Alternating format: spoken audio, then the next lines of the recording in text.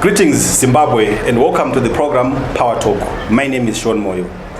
Today on the program we host a very prominent economist in Zimbabwe, Professor Gift Mugano. Professor, welcome to the show. Thank you, Sean. Thank you for giving us your time, Professor. Getting straight into it. Professor, there was a time, it must have been last year or the year before, when you said you decided that you were no longer going to comment on the economics of Zimbabwe. But then recently you came back again and said, now I will start to speak on the economics. What informed the previous sabbatical, as it were, and what has informed now the return to speaking on the economy? So, no, thank you very much. So it was early this year. Yes. I think first week of January. Right. I noticed that there was serious backlash on my life, on my person, from ZANU-PF. Right. On 3 consecutive occasions, the spokesperson of ZANU-PF, Ambassador Mnangagwa, took time to talk about their dissatisfaction about the way I comment on the economics of this country. And I did not take it as Ambassador Mnangagwa speaking, right, because he was speaking as a spokesperson of ZANU-PF on a ZANU-PF presser. And I would see the frustration which he had, and he was even banging the tables and calling me all sorts of names. I'm an academic. I'm not too worried about criticism, because in academics that's the life. Right. You disagree, constructive criticism, you debate.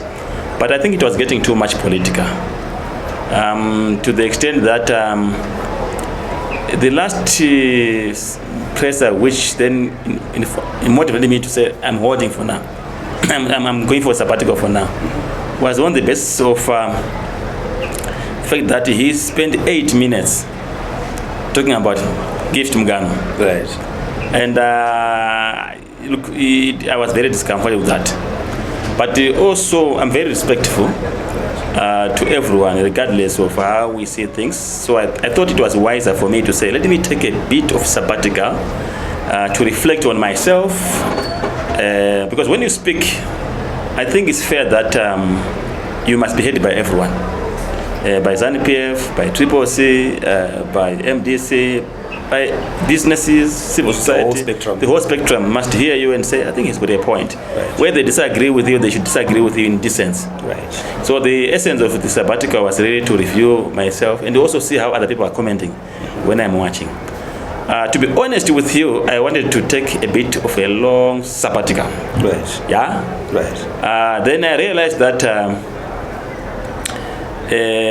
when it is in your blood, it is in your blood.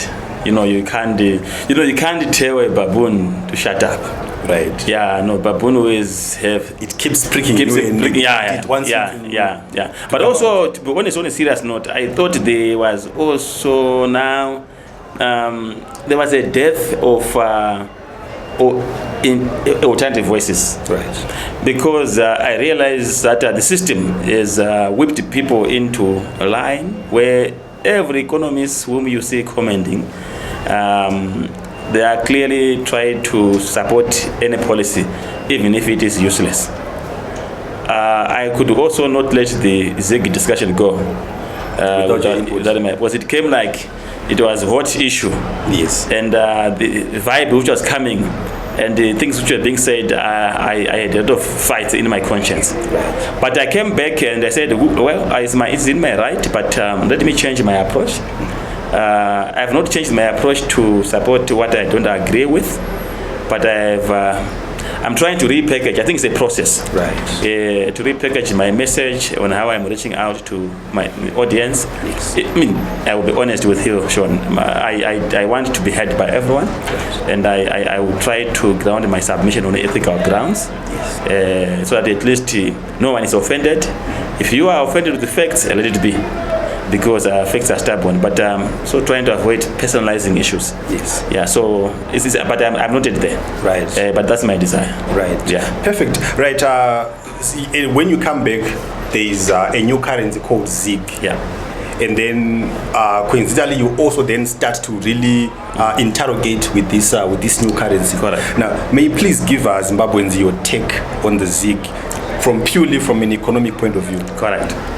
No, thank you very much. So the starting point is that ZiG is a structured currency, which in essence means that central bank will maintain level of money supply linked to the exchange rate and also the amount of reserves, foreign currency reserves and assets such as gold in the central bank. So in principle, ZiG is a good thing. I must be very clear in terms of defining it as a structured currency. It's a good decision to back your currency with assets so that you guarantee availability of foreign currency whenever there's demand for foreign currency from a holder of ZiG. That's the principle. Right. It's as good as also saying that in the principle, it's good to go to school. Are you with me? Yes. But it doesn't end there. When you go to school and you don't then build the right soft skills and other critical supporting elements around you, you won't make money because you've gone to school. Right. So when I say so, I'm not saying that ZiG is going to succeed because in principle it's a sound idea. It's a sound idea. Right. But it needs supporting pillars for it to work. The first supporting pillar is that I can give 5. There are many. Yes. But the first one, government must back that ZiG with production. Right. So in actual sense, the government must create an environment for business to be very productive. The best way to back a currency is to back it with production. If you back it with the foreign currency reserves and gold without production, again, you deplete the resources, the gold reserves, and you will not be able to replenish them. Right. Because you must build reserves of foreign currency by exporting and building a surplus. So right now, the current discourse, the main in town now is the governor of central bank. Yes. You don't see or hear, and you guys, we have not seen you covering the Minister of Industry and Commerce, pronouncing his structural policy, the industrial policy, special economic zones, local content regulations, local content act, local content policy, local content to promote local production and local consumption. Right. That's local content. Right. This is the language, which is the story, which you are telling government, right? We have not heard you covering Minister of Energy talking about an integrated master plan for energy supply, so that we guarantee enough power in this country, which matches with the demand for power. And I would want to refer to my father, the Honorable Mnangagwa, where he was saying, Manize. Right. He likes Manize. Yes. And it's a good thing. It's his baby. It's his baby, and it's fair and fun. But the Manize requires, is we here. Don't know how far true it is, but 500 megawatts of power. Yes. And that is a new big demand. We are hearing lithium mining concerns, value addition. There's no, again, power to support that. Right. So what is our new demand for power now? It used to be 2,000 megawatts. Yes. But before Manize, before lithium, before this mining concern. So what is the new demand? Right. And what is our plan? That's a structural policy, supply side policies. We have not heard from the Minister of Foreign Affairs their trade policy to target big exports, targets double digit in terms of exports, penetrating the Africa continental free trade area. We have not heard them talking about that. Where is the policy? Where are the numbers? We have not get that. Right. Likewise, the Minister of Agriculture, we hear them. A lot of noise around the Minister of Agriculture, but the challenge now is command agriculture. It's not a free market. It's not a value chain financing model. And I will just give you an example. The challenge of it, when you don't allow the commodity exchange to function as a market for trading and marketing of grains. Last week or this week, Yes. in the newspapers, GMB was saying we have now cleared the payment of wheat for 2023. Right. So are we in business? Someone supplies wheat in 2023, it's now being cleared today. A year later. Because you now need them to produce new wheat again, for you to clear them in 2025 again. Right. But if it is a normal market like tobacco, where you go to the auction or you are in a contract farming, you get your money there and there. Instantly. Even if there are also issues there in terms of how the market is structured, it's more like a monopoly. Right. But you get your money instantly. Right. So these are the issues which will affect the ZIG. So this is one point around production. Second point is the reserves which they are saying they have put in the central bank. Yes. The reserves are a drop in the ocean because 285 million. Yes. Right, Nika, the whole country. I was seeing the reports of Delta Beverages. I will say it because it's a publicly listed company. Yes. Their total sales were close to $1 billion. Yes. 730. Yeah, 730 something million dollars. Yes. Times 3. That's like 3 times. 3 times our reserves. Reserve. So if Delta Beverages, if I want to take it as a hypothetical country, is bigger than the Zimbabwe. Than Zimbabwe in the economy in terms of reserves. Right. Yeah, of course, it might be a fun example. Yes. But I'm saying, if Delta can push that amount of sales, isn't it wiser that we must have billions in central bank as reserves? Why I'm saying this, because we might reach to a point where there's a serious shortage of foreign currency in the market. Right. Where are we going to get this foreign currency if the reserve is just 285 million? Right. If Delta want foreign currency, assuming the market run dry, yes, and they sell in ZIG, can they match the 700 something million Delta wants alone? I'm talking about Delta Beverage alone. I'm not talking about other companies. No. So it tells it's a drop in the ocean. Right. Now, that's why we hear in government own newspaper, Business Weekly, they've already produced 2 articles that companies are failing to access foreign currency. Just this last Friday. Last 3 weeks or so, they had another headline. Business failing to access what? Foreign currency. And when you talk to colleagues in the Monetary Policy Committee, Central Bank, they will tell you that we are still going a transition. No, there's nothing called we are going through a transition in availing foreign currency to one who want to get foreign from a bank. It has to be a simple. It has to be. It should be instant. Right. You can only talk of a time like in the mining area, where you want to explore and you want to set up a plant, you want to buy a machine. When it comes to money, it's fluid. It has to be instantaneous. Yeah, just instantaneous. Right. So there's not enough reserves. Right. The third point, you have to create demand for ZIG. But government is the biggest consumer in the country. But they've refused to accept ZIG in passport. They've refused to accept ZIG in the payment of duties at the border. They've refused to accept ZIG at the fuel stations. If they'd accepted to say, multi-currency regime is going to work, ZIG and the US dollar every selling point, then look at duty, for example. The colleagues in the tax shop would also accept ZIG. Yes. Because the conversion from ZIG to foreign currency and back to ZIG is you lose exchange rate, the exchange losses there. Right. So they were going to accept ZIG for the purpose of paying duty, which means civil servants who are getting ZIG and other workers, they also have somewhere to dump the ZIG. Right. When you go to the fuel again, it is accepted. So I will not care whether I buy fuel with the ZIG or I buy fuel with the US dollar, because the car does not run faster because I bought the fuel with the ZIG or with the US dollar. Right. What I want is fuel. Right. And if the government is certain and confident that the economy is dollarized, that's the argument, the level of 80% and above. So why is he worried about accepting ZIG in the whole areas? Right. If he says if you want the money, go to the bank, why is he worried about? Because people in the fuel station also are in business and they have a legitimate requirement. So the last point I want to talk about is the issue of printing of money. The currency in Zimbabwe has always been hit by excessive money. Just last year we printed in excess of 1,800% the total money supply, increased money supply. The governor said not under his watch.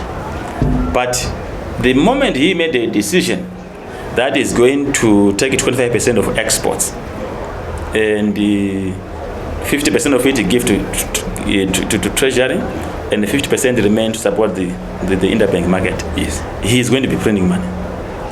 It's going to have, why is it so I put this argument, and I recall that he said that he won't print money, and I want to answer him because the banks are going to use their own money to buy their own 50% of the 25%, and the treasury will also use their own budget to buy this.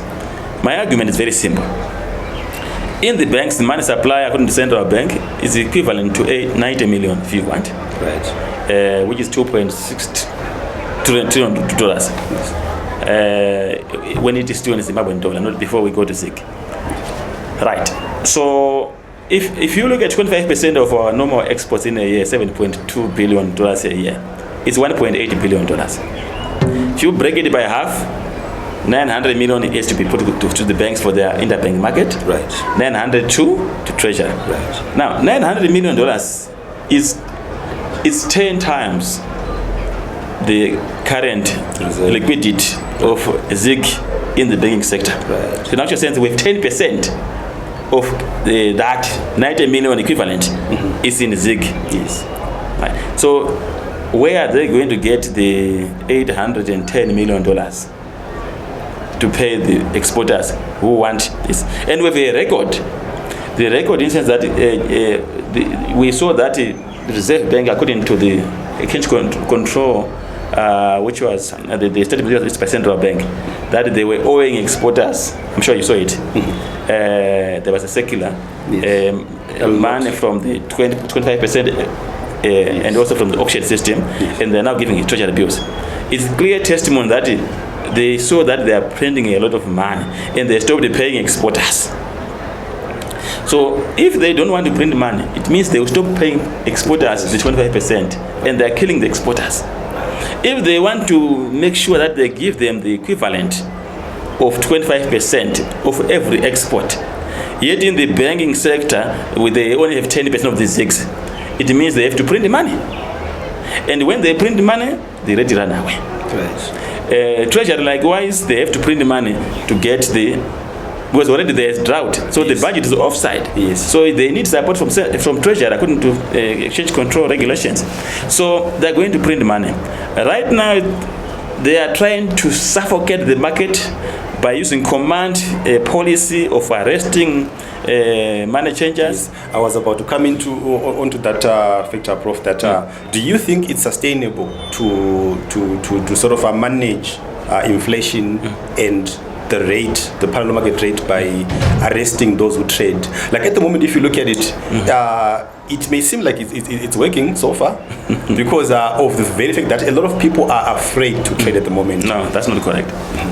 The people who are trading in the markets, in the road, yes, on the road, they work for $10 a day. I interview them, I talk to them. Right. I go and talk to them to understand, because we don't talk economics of the textbook. It has to be on the ground. Yeah, they make $10 a day.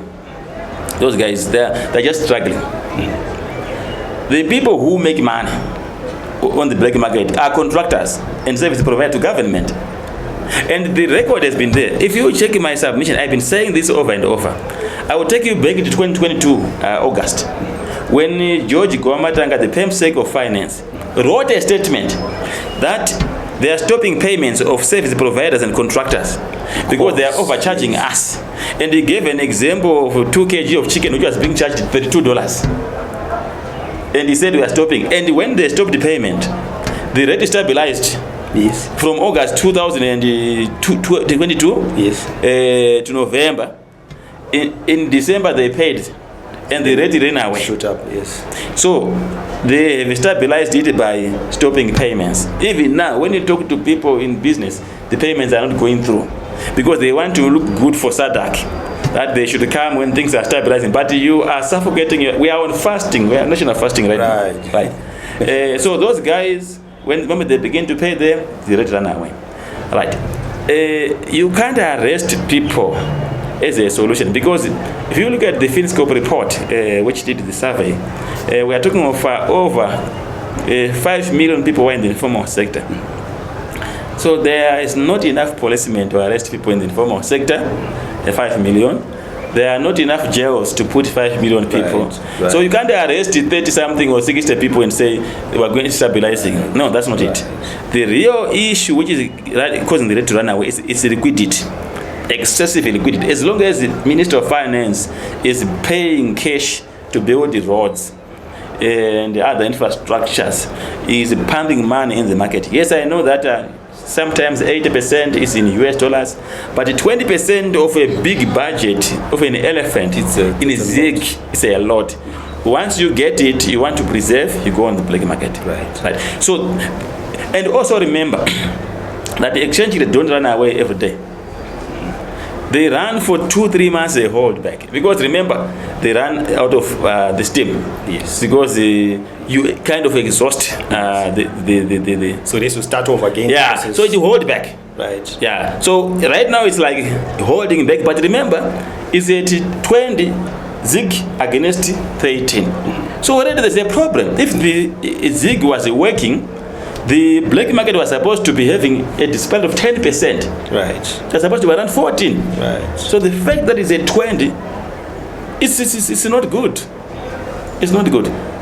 The last point I want to talk about, I don't know whether I'm not also eating into your questions, is about them starving also with cash. Arguing that if we put more denominations, there will be inflation. There's nothing like that. Yes, the government actually said so a few days back. He says he's holding back from releasing the bigger notes because he wants to stop inflation. So I want to ask, so how do bigger notes actually affect or impact inflation? Like how do they catalyze it? If I want to think like him, not me.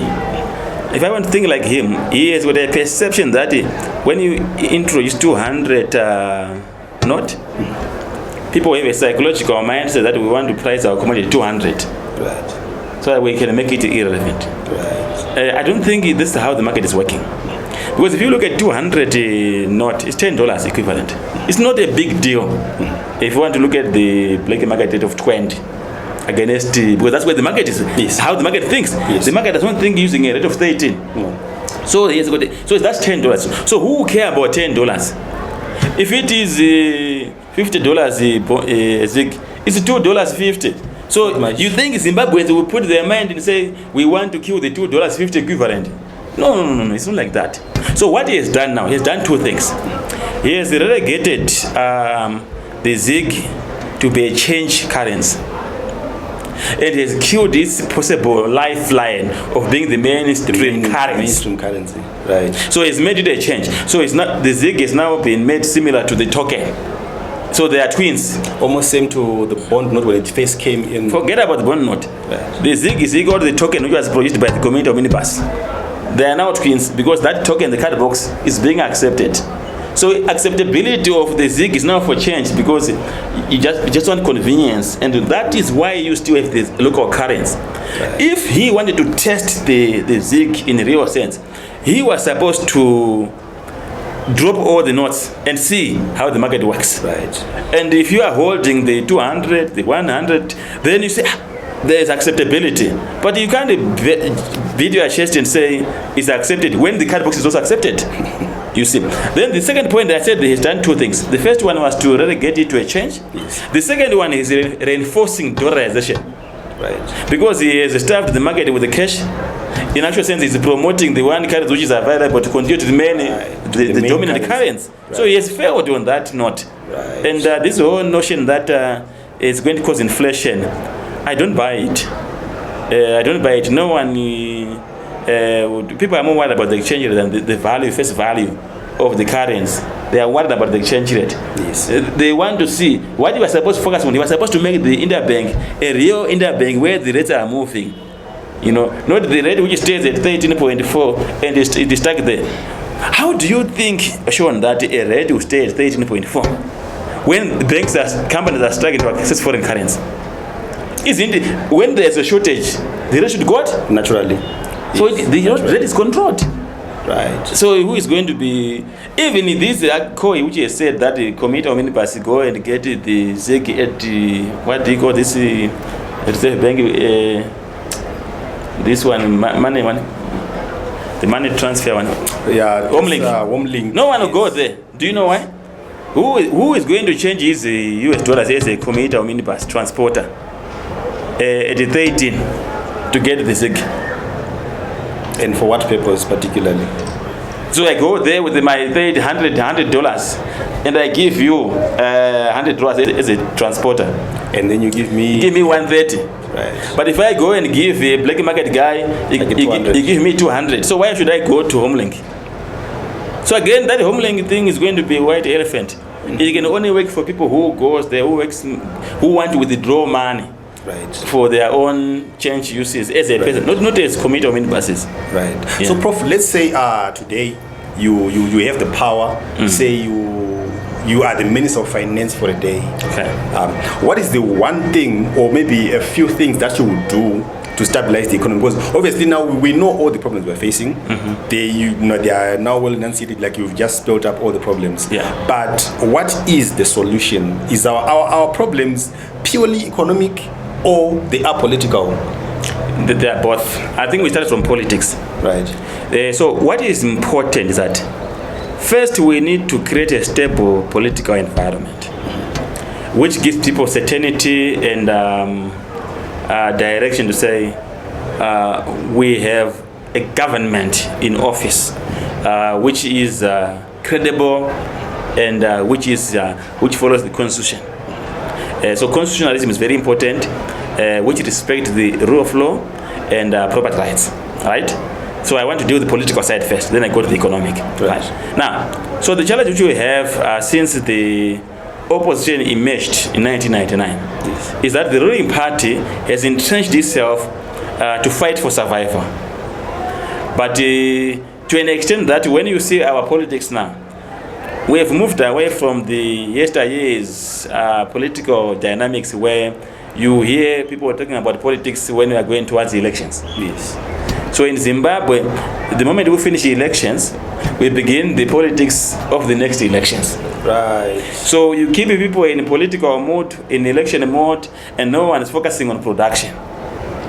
And I've told you that the currency is strong, is supported by what? By production. Yes. So the wind for production is not cultivated because we are in the political mode. This began on 1 August, if I want to go back to 2018, when we began, they said ED 2023. Yes. That's what they said. Yes, it's true. Remember? Yes. Now we are in 2020, we finished 2023. Whatever happened. What do they say? ED 2030.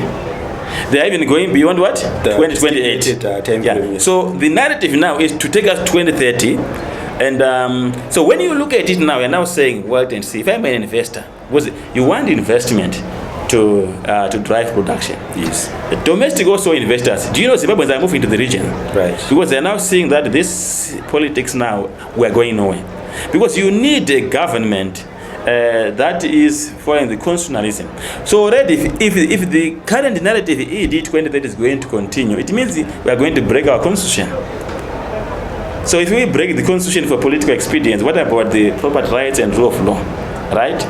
So that is not good. Right. Now you look at also the importance of opposition. We have seen the dismantling of opposition in parliament.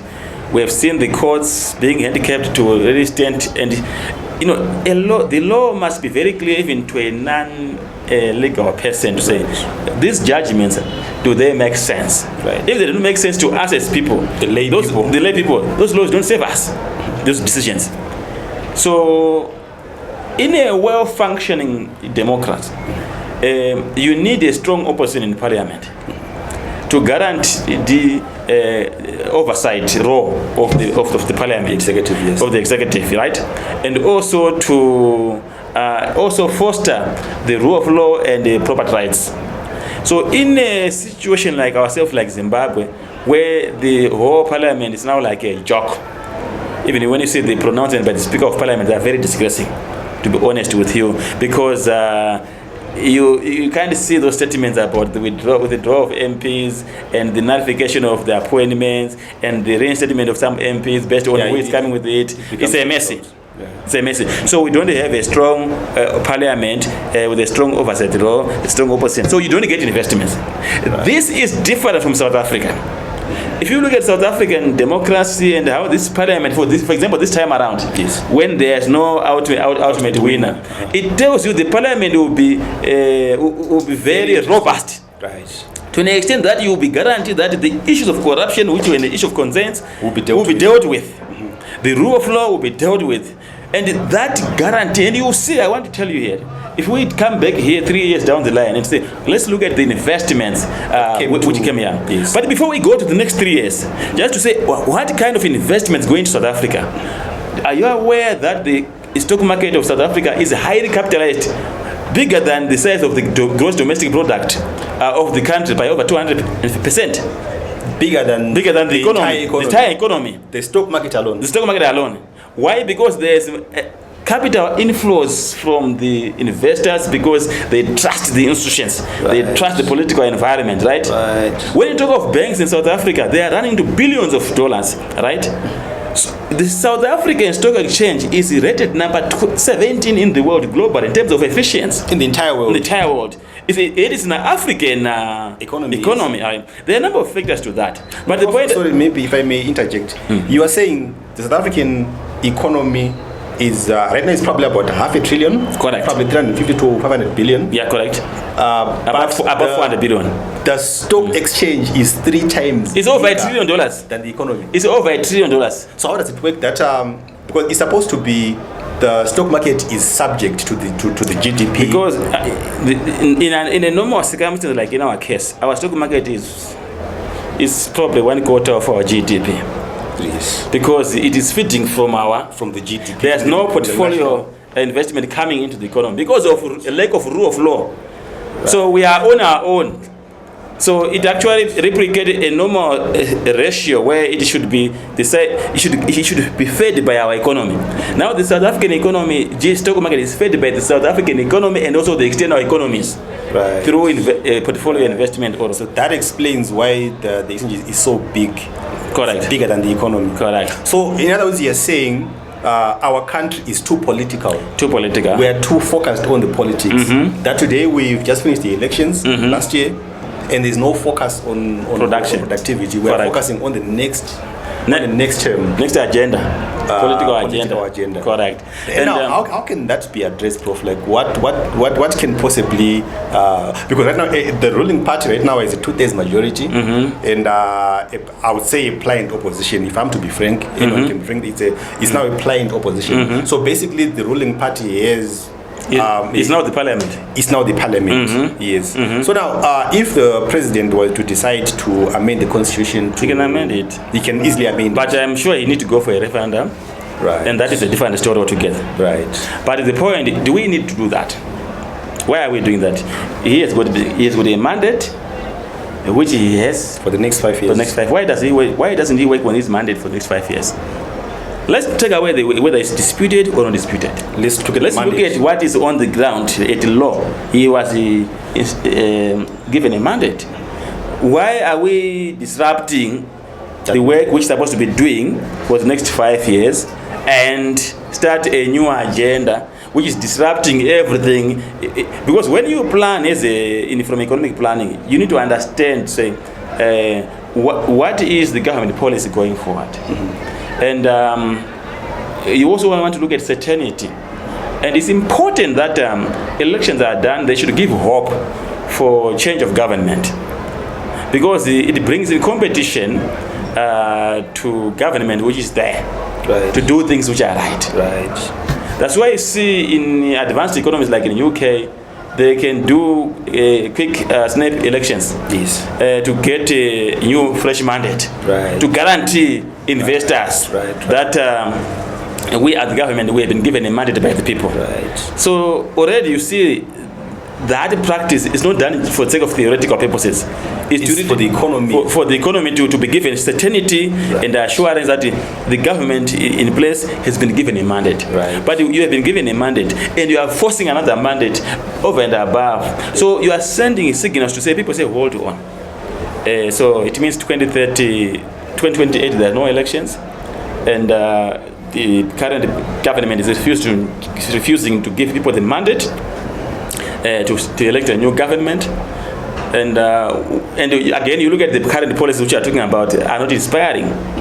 Yeah, the policies are not inspiring. We are focusing on the currency crisis symptoms, because that's a symptom of an underlying problem, which is a structural problem, which I talked about, lack of production across all the critical cylinders of the economy, lack of confidence because we lost our monies. Then of course other factors like poor policy framework in other areas.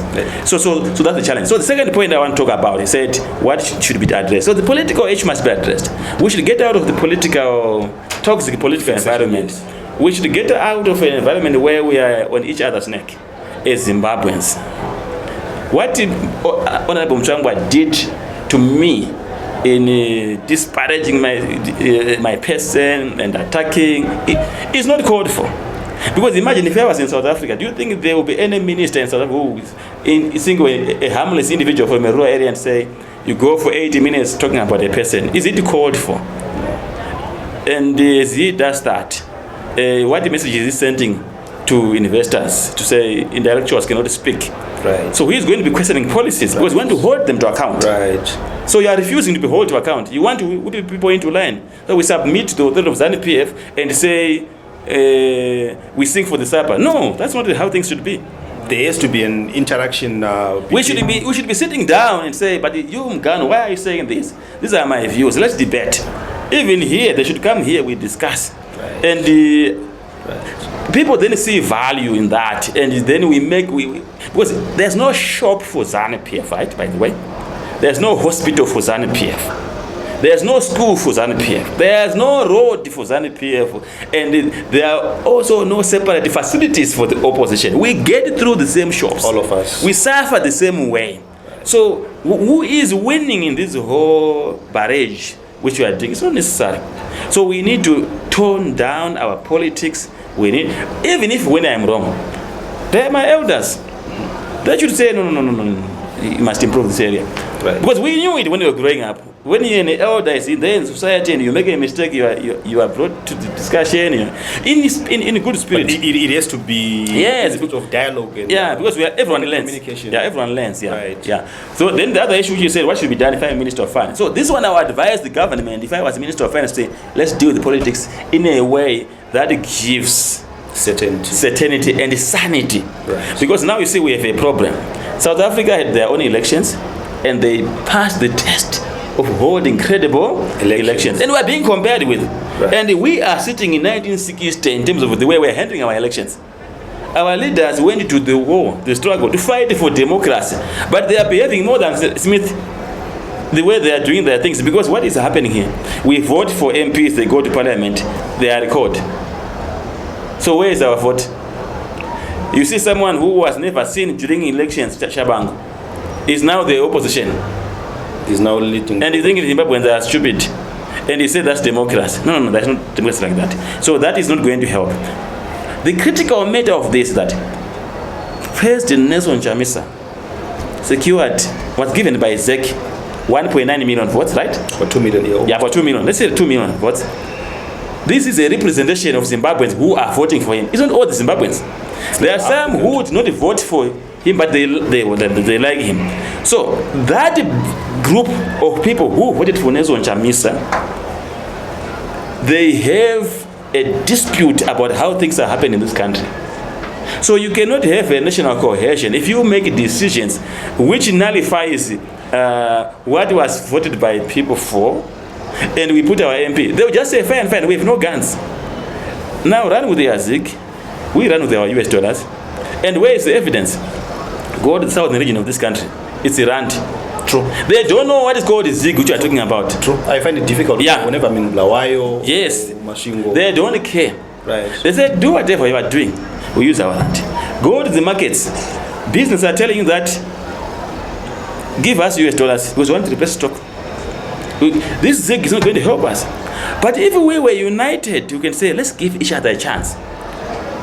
So the best thing which is supposed to happen is credible dialogue between the opposition, particularly the leaders who went to elections, Nelson Chamisa and President Mnangagwa. Right. Because we are Zimbabweans. Right. No, then we talk. Once we talk, we come up with one area. Then we say, let's move this direction. But what is happening? 2030. So you say, go along to 2030. We will not we'll stay in the informal sector. Do you know informal sector, how big is it now? If you want to use an employment as a proxy for informal sector. In 2020, Minister Mtuli was targeting to reduce informal sector employment from 76% to 70% by 2025. Mm-hmm. Which means formal employment was 24%, right? Right. And he now wants to increase it to 30% formal employment. Zimstad's figures by fourth quarter of 2023 shows that informal employment has risen from 76% to 87.7% by December 2023. And that's before... Which means that formal employment is now 11.3%. Wow. From 24%. So it tells you the informal sector is increasing. It's growing. So are they paying taxes? No. Hardly. So how are you going to run the government? So that is the thing which we have. So we need to deal with our politics, that we can be able to unite. And this whole issue of sana, propaganda, Rarakashi, doesn't make any sense. They can do it in their own Peru. Because Chamisa has got his millions who say fair and fine. Why the GNU worked? Because people were united. They were also supporting their leaders in government. Right. So this is the reality. Now I want to talk about the economy. The economy has to be diagnosed to say, what is the challenge? The central issue in the economy is production. And we need a thesis to discuss how do we drive production. Right. So Minister of Finance cannot sit and say things are going to stabilize because I'm going to stop payments. It's like you're fasting and say, no, the country is not moving because we are doing good, we are being conservative, but you are losing weight. You're fasting. Next thing, you're going to drop down and you're going to die. Right. Yeah. So he's fasting this economy. He's refusing to pay civil servants different salaries. In actual sense, he's taking their tax. How do you take someone who's getting $300 and you tax it again? It's quite insincere. So the real issue, we need to drive production. We need a proper economic plan which addresses the root causes. Production is one of them. We have low savings. How do we drive low savings? How do we drive high savings? How do we drive investments? Once we do the political side, these issues are very critical. These are the critical questions, and I cannot address them here, right? But we need to drive savings for them to go up. We need to allow people to bank money in the banking sector. Why are they not banking money? The banks are also doing crime. They're not the NGOs. Right. They are taking a lot of bank charges that you can't even put money in the bank. If you leave $100, you go back to your bank account. By the time you come back, it's now... There's nothing negative. Negative, you see. Yes. So we need to diagnose that and build back the confidence in this economy. If we... Right now we are doing a piecemeal approach to saying this whole discussion is zig. It's like this whole country is going to be solved by zig.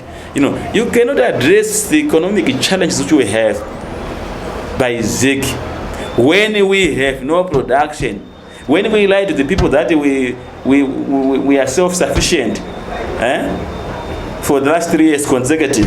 Yes, the last 3 years, according to government pronouncement, we've had surplus agricultural productivity. Correct.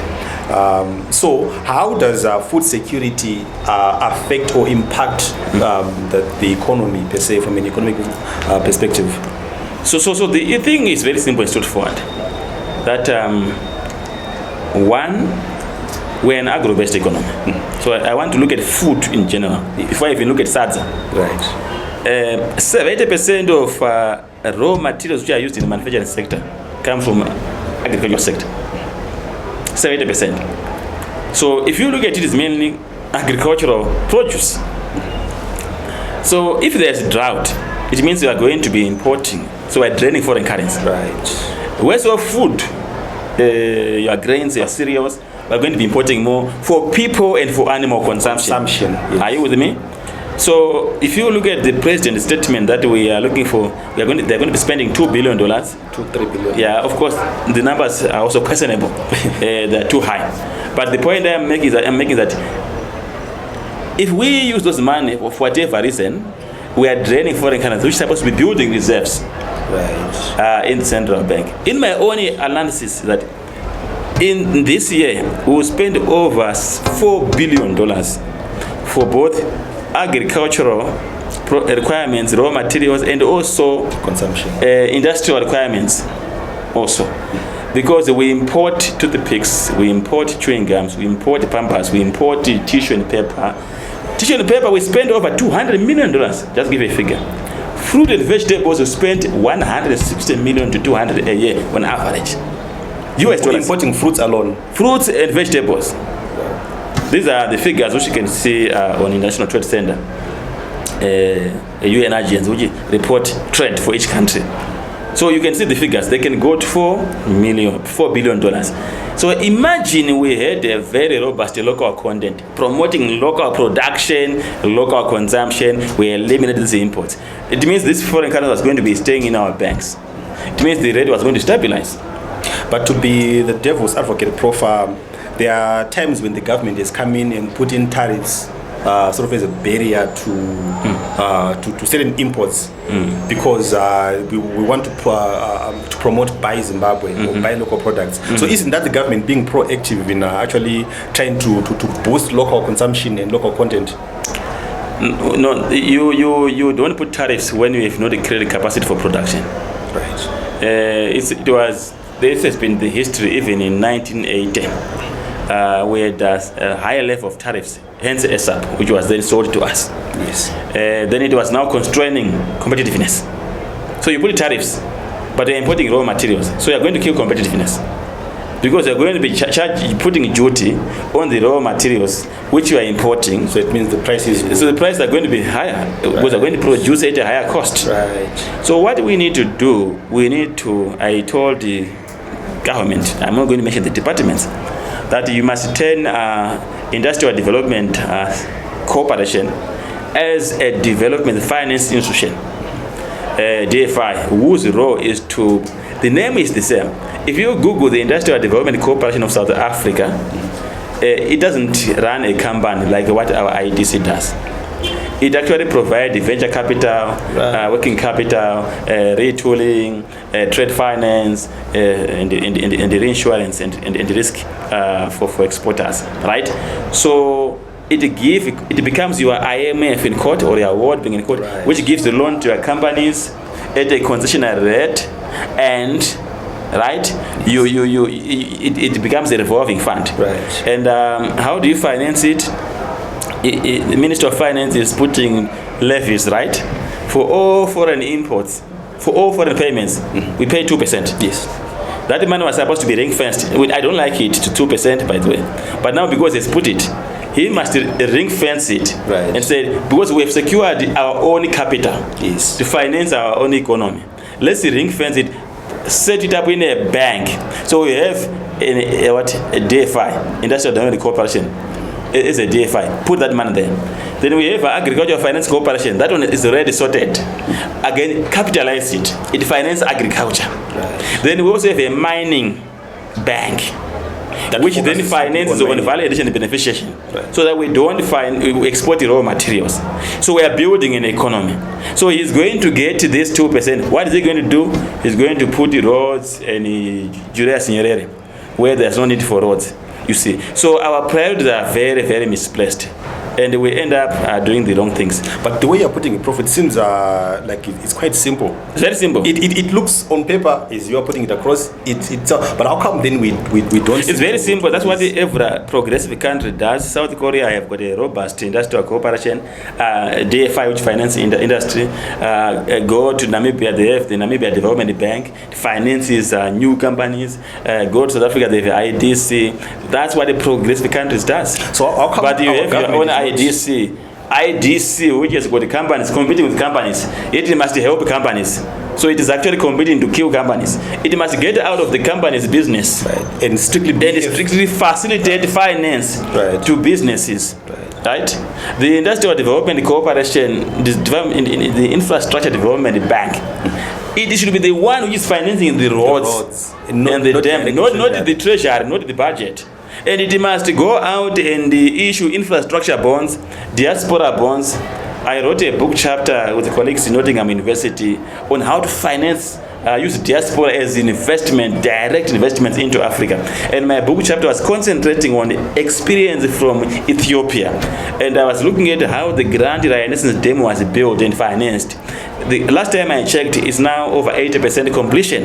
The biggest dam in Africa, power generation, which has got the capacity of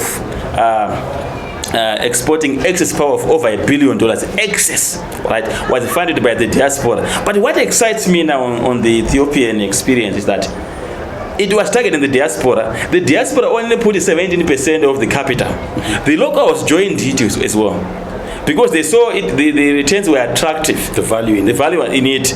because you get your returns every 6 months, what we call the income stream, which comes to you when you invest into it. Right. So now you can imagine we have a big informal sector, right, which is with money. They could also go and subscribe into that diaspora bond and fund our infrastructure. Right. And we will not have any challenge of the Minister of Finance taking cash to pay for roads if he's buying bread, right? And if tomorrow the rate is running away, and go and arrest our brothers in the streets who are getting $10 a day. It doesn't make any sense. Wow, that's strong. And now you spoke earlier on about the importance of democracy and I would say a robust opposition. Correct. To promote investment. Mm-hmm. But I may give you an example of China, Prof. Mm-hmm. China basically don't know how to spell democracy. They have no desire for democracy. Mm-hmm. But look at the economy. They are the second biggest economy, mm-hmm. and they are very successful. Mm-hmm. So if our environment is not necessarily as democratic, we can be like China, but how come then we are not progressing like China? So the good thing is that we can be like China, but we are not China. In China, they have no democracy, as you are saying, but they have a very good governance system, right, which produces credible policies. If you go back to 1978, when the president was Deng, yes. He began the reform agenda. Yes. So China is known for the successful reform agenda, which saw them growing for 30 years, yes. At an average growth rate of 10% on average per annum for 30 years, where they were attracting investments. Yes. To an extent now that current stats show that about 500 fortune companies in the world are in China. Yes. Right? The biggest of the big. Yes. They have reserves which are approaching $5 trillion of foreign currency. US dollars. They don't tolerate corruption like what we do here, where you are corrupt, you become a hero. You know, you are on newspapers and you are not arrested. In China, they hang you. Simple, right? So that's a good governance system. So we cannot emulate that system because, I mean, if we cannot even deal with the corruption when we are many within a multi-democracy, right? What more about when there's only one party? It's a disaster. We actually need more opposition, and we need a robust opposition to hold the government to account.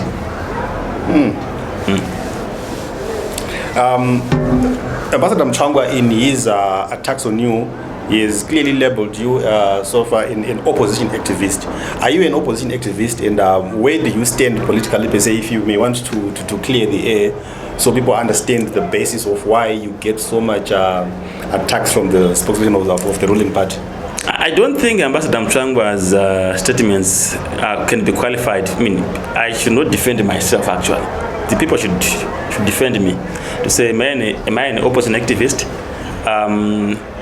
Maybe the annoyance is because we voted Nelson Chamisa. I voted Nelson Chamisa. And you've been very clear about that? I was very clear about it, and I have no apology. And if they bring it again, I vote Nelson Chamisa. Simply because he's not. We are voting for alternative voices, right? And that's not a crime. Right. So he can as well say over 2 million people who voted for Nelson Chamisa are opposition. Right. So where I stand, I'm an intellectual. But the difference with other people, I speak my mind, and I did it deliberately because I want ZANU-PF to really know that when they don't do things right, we punish them in the ballot. I was sending a message as an intellectual, and that was the right time for me to send that message because it was time for voting. I won't say it today because it doesn't add any value. Right. That's why I'm talking about let's focus on production, right. Let's take away toxic politics, because where is the ballot paper? But if they bring it here, I'll say it again. I'm going to repeat what I did last time because I will not vote ZANU-PF, never. I'd rather go and vote for my chief in Chimani and say, be our leader here. Because they failed. I will not vote for people who brought people to poverty to the level that almost half of the population are living in extreme poverty. Go to hospitals, right? People cannot access drugs. There's nothing there. Schools are in the graveyard, right? They are talking about the roads in town to show Sadak. I've never seen this kind of leadership. But they don't care about what happens in the countryside. You cannot drive in the countryside in Zimbabwe. So these are issues which are affecting people. We should not show Sadak that things are working. We show Zimbabwe that things are working. Yeah. They tell us the ZIG is working. They lie to us that inflation has gone down to minus 2%. in zig, right? But the best way of measuring inflation is not for Zimsters to say us the figures. It's for my grandmother and Chimani Mani to tell me that life is now good because there is zig. That's the best way of measuring inflation. But not for someone to sit in the office and say things are working. But I saw guards who were sleeping in Borodale race course, right? There were 5. It was on social media. And the story there is that they don't go home when they dismiss around 6 a.m. when they have a night shift, right? They sleep in there, and then around 5, 6 they go back to work again. Wow. And they don't go back home because they are trying to make to cut the cost. Transportation cost, right? Then when they are off, then they go home. It touched my heart. And then government want to run the propaganda and the whipping, and you say Ambassador Mnangagwa. I'm very disappointed in him. In that he claimed, well, I've never seen his picture actually in the struggle. He claimed that he is a war veteran. Fair and fine, he is. But is it what was he fighting for? Was he fighting for us to keep quiet? Because I'm an economist. I don't have a political party. You see, Prof, you're questioning Ambassador Mnangagwa's participation in the struggle. Are you prepared for the fire that will? No, I'm simply saying what he was fighting for was democracy. Right. Because he said he was in the struggle. I have not seen his pictures, really. And I am not saying he's not been there. And I want to make it, I have no apology in saying this. But let's say he was there. I cannot question President Mnangagwa's credential struggle because it's all over, it's well documented. His story is not well documented. Yes. Maybe he was one of those small players in the struggle. But the question I want to say is that if he went in the struggle for real as he did, why is he attacking us? Because he was fighting for our rights. So we should be enjoying the right to speak, even because what I'm saying is not a treasonous. Right. So why is he doing a press conference to attack a person to defend ZANU-PF? The next thing is fired by the same government. The next thing is crying that my son has been arrested. But he was talking about what? So I don't understand. There's no credibility to talk about these things. There's no credibility. And since you say you voted for Nelson Chamisa, right, as an alternative. Correct. So that would obviously mean, as an economist, you understood their economic policy or their standpoint. But is the opposition's economic blueprint or standpoint really well enunciated? Do you really understand it? Where you can say, I can highlight a few things like 1, 2, 3, 4 things that they have spoken about or that they've enunciated that you think make sense or are better than what we have currently? Correct. So I think the only reference point I can use is the manifesto, which was presented by Nelson Chamisa and his party. And he talked about the current challenge we are facing, drought of structural policies. Right. And he talked about driving a $100 billion economy in 10 years. And if you read the manifesto, it gives you how he was going to get there. Building strong institutions, restoring confidence, starting with the US dollars as a way of taking away the burden of the Zim dollar. Then building the steps to guarantee the soft landing of the Zimbabwean dollar by building reserves of foreign currency, by reducing inflation to single digit, by fiscal consolidation, by stabilizing the exchange rate and having trade surplus. Those that was is there. Go and read it. It's on the internet. Right. And of course, talking about unity, one Zimbabwe, one people, one nation. Not VNA. You know, VNA is not resonating with us because you see it when it is happening in the political domain. So that was the reason why I said it's better for me to try this and see what could happen, but what happened. What happened. But since Chamisa or the party then spoke about building strong institutions, and you decided to give them your vote this time around. Correct. But if you look at their party, they did not really build an institution. They seem to have failed for whatever reason, whatever strategical reason. They failed. Did it. How did they fail? I would say there is no real visible institution. Maybe that's why they seem to have been. So, how do you trust a politician to say they will build a strong institution in government, but they don't seem to show a strong institution where they currently are? Like, can that be balanced up as a commentator? Okay, it's a fair question. Yes. I am a student of game theory. Right. Game theory talks about, I can refer to Napoleon.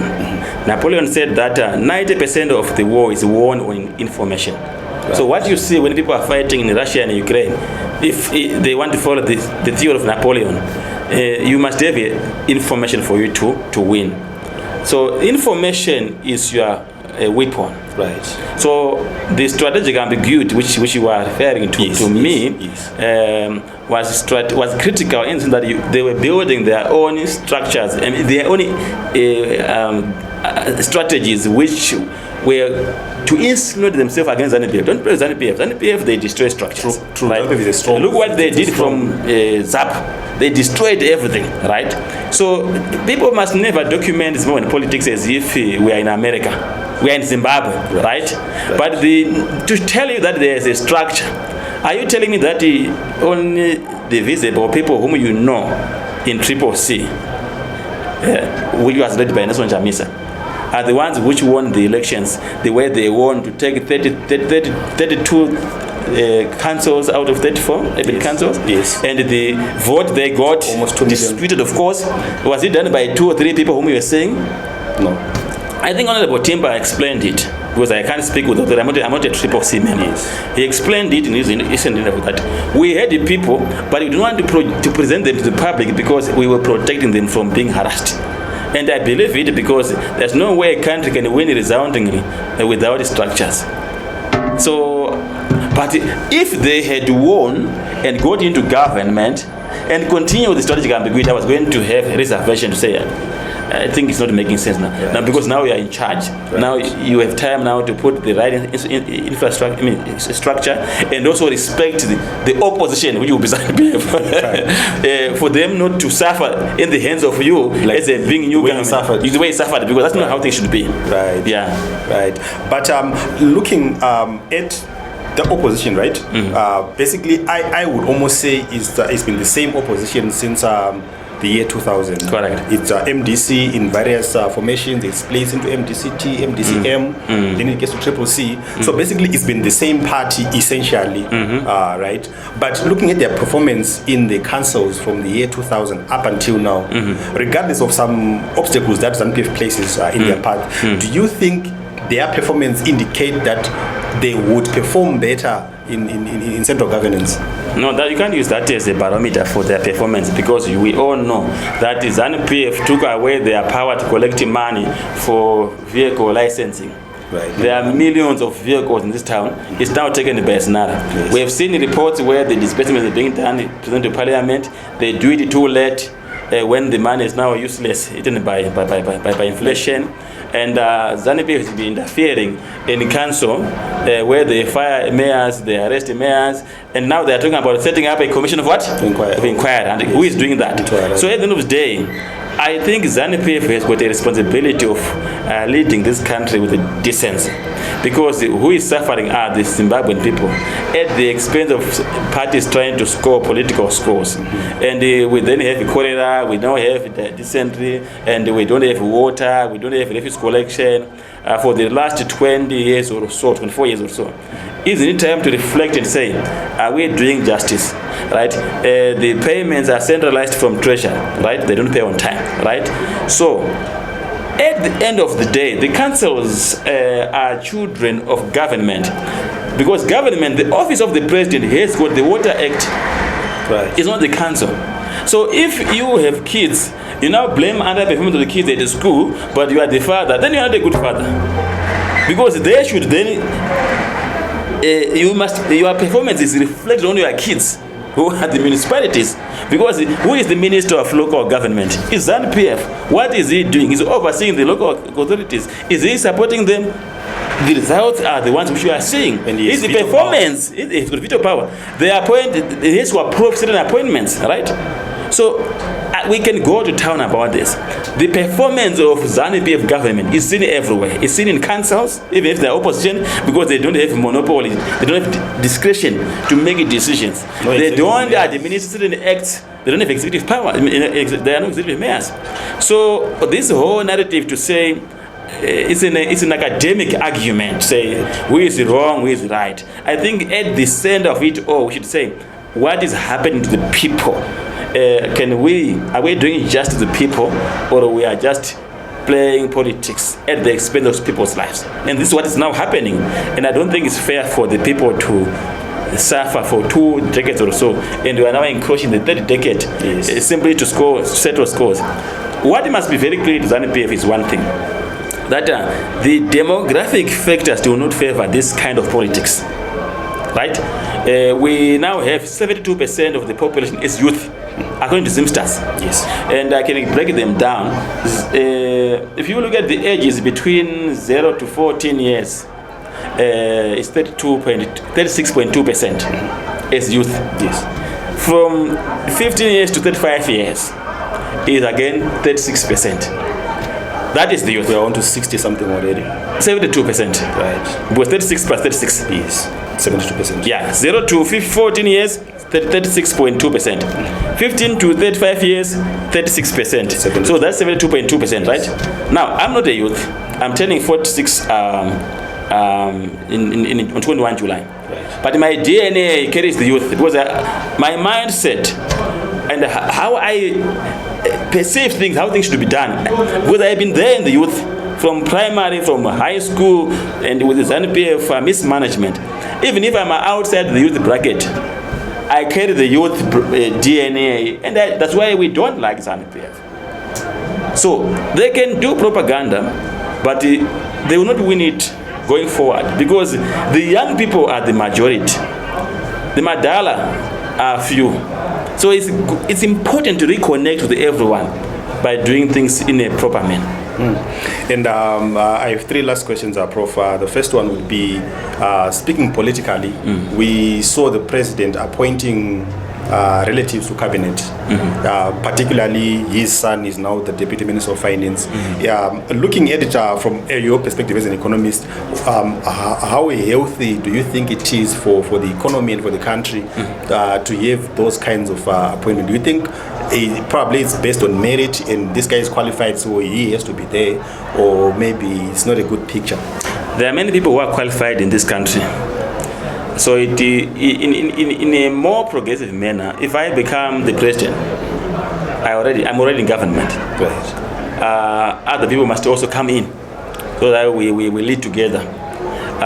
It doesn't send a good message without being unfair to the deputy minister. But I think signals, perception also matters. Right. And I will not talk about his qualification, because he is qualified. But there are many people who are qualified. Like myself, I'm qualified. But I can't say, because I'm qualified, I must be in government. You see, there are many people who are qualified. And it adds value actually to say, when you get in, already you are secured as the president, you are the first family, right? Let others also come in. And also it takes away nepotism. Because you can say, but that's nepotism. Because if you take Zimbabwe as a company and he's our CEO, does it add value? No, I don't think so. Right. And secondly, we had Eddie Cross a few days back. He was speaking about basically everything, economic politics. So in his opinion, he says the vice president is not going to succeed the president when he retires in 28 on paper. That is. Okay. In your opinion, as an economist, as a Zimbabwean generally, how do you view that statement where the vice president is said not to be qualified to succeed the president? You're asking a wrong person, Sean. I don't even want to hear ZANU-PF in 2028. So I will not spend time to say who is going to succeed each other. I would pray and wish that even before we get to 2028, we address the political challenges we have. People were saying that we're waiting for SADC, SADC has got a role, yes, in the region, and I think, to me, SADC has failed to do their job. The biggest SADC now is going to address all our problems is the economy. Right. So you guys are talking about 2028. The economy is the biggest SADC that is going to put people to order. Right. And when I hear colleagues talking about zig-zags, I feel sorry for them, because the economy is not like a small thing, like a currency issue. We're talking about a big thing. I was talking about structural issues. I'm talking about drought. I'm talking about the lack of production. I'm talking about you heard in the banks that they're failing to. There's almost $3 billion in the banking sector, but they can't give you loans, right? Why? Because there are fake US dollars in the bank. They are not. The RTGS US dollars. You have your account with the US dollar, but they are fake. Why? Because this is money creation. When you put money when they give you a loan, they debit your account, the bank charges, the legal fees, insurance. The bank is crediting its own account as if you have given them hard US dollars. They are lying to themselves. The system has to do that. But because we don't have a corresponding international foreign currency, because we aren't exporting, so we have fake US dollars. So those are the big issues. So I will not spend my time to say what's going to happen to the vice president. No, what's going to happen to the president of ZANU-PF. No, I'm saying what's going to happen this year, 2024. Are we going to finish it? Right. The answer is no. And that is going to put people to real thinking. Because those slogans in 2030 are going to finish, because they will be now stuck with the economy, where payments are not moving through, right? Where people want food, but there's not enough foreign currency, right? Where farmers are failing to go back to farm because GMB is not paying. We have command agriculture, right? Where the hospitals have nothing. So this is this issue where we are. Commodity prices are not impressing in the global markets. And again, we need foreign currency, but it's going down. And we are also draining foreign currency because we are importing more, you see. 2024 is a big year. Right. We might be moving to, we're now in mid-year, but the last 6 months will be very difficult, right? So, but eventually, I would want ZANU-PF to be voted out. So I would not wish to look what happens to them. They must be voted out and allow others to also try. Right. I'm a Ziogen, right? In Zioja, we believe that if a pastor has hit our church for 3 years, we have a philosophy called Yafamba Zioja. So they come and take him and put in another, because he has done his job. And they bring in new... So we begin new fresh things. You go to companies, you have a chairman of a company, has got a stipulated time to stay in as a chairman and the board of directors. So as the CEO, is a best practice. So when you come to the countryside again, should be the same.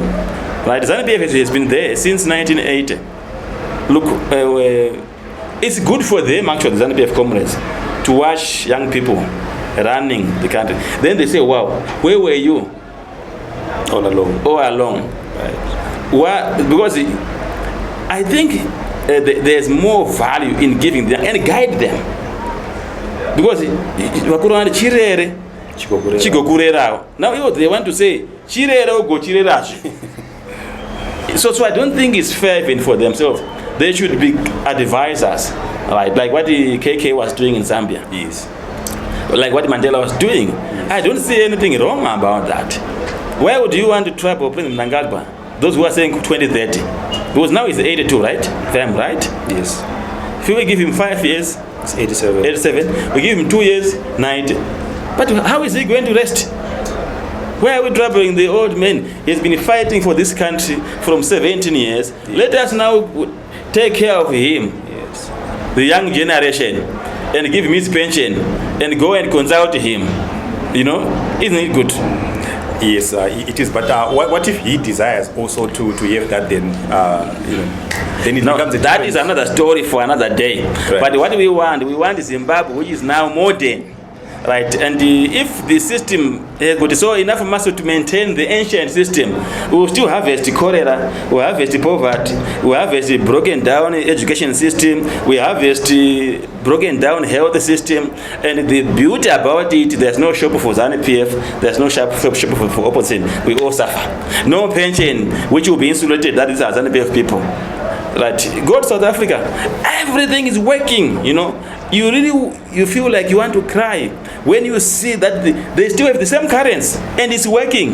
How many currencies have we changed in the last few years? Six, currencies, and we are changing them like we are changing clothes. How do you guarantee investment when the currency is changing? When you do investment planning, investment appraisals, producing bankable projects, you use the currency. Yes. So which currency are they going to use for Zimbabwe? ZiG, which is used for change, like a card box that produced by those transporters and conductors. No, that's not it. So people are getting emotional about things which should not create emotions about it. The spirit which they had when they went to the struggle, in the Liberian struggle, should be the same spirit they carry today to say, is this the Zimbabwe we want? Right. If all those comrades were going to arise today and say, is it what we were fighting for? Are they going to say yes? I don't think so. Right. But Prof, I would want you to give messages to 3 different groups. Firstly, the message to the opposition, Nelson Chamisa, he is the face of the opposition, and then also generally the opposition of Zimbabwe. What message do you have to say to them? So the opposition? Yes. Nelson Chamisa and what? Him and all in the opposition, what do you want to say to them? Okay. Now I think for Nelson Chamisa, the point is that I want to make is that you are the best foot forward. I think it's shown that he's a leader, and I will qualify it. When he was observing that the party is now corrupted, is now contaminated, he did not force people to follow him. He left, and that's democracy, because you live for people to see on their own, and you still remain as a national leader, but you don't say let's go together, because you are infringing into people's rights, right, also to the voters' rights. I think I respect him for that, and I still feel that he has got a lot to say in this country, and I like his narrative around let's have dialogue. And I also hope, I also want to address President Mnangagwa. Yes, that the President Mnangagwa, I think he has got his statesmanship in terms of fighting for this country, fighting for the struggle, and he was actually at the point of being for death. Yeah, for death, yeah. And I think those are painful moments, right? And we respect for that. So I think the fight which he was fighting was democracy. And I think in any country, he must lead with everyone. He must never lead a divided country. Divided because, and I want to argue with confidence that the people who voted the opposition, they don't agree with how the opposition is being treated. And how the system is being governed. And I think it's always important to find each other and govern a country where we are one team. The general opposition, I think they are a disappointment.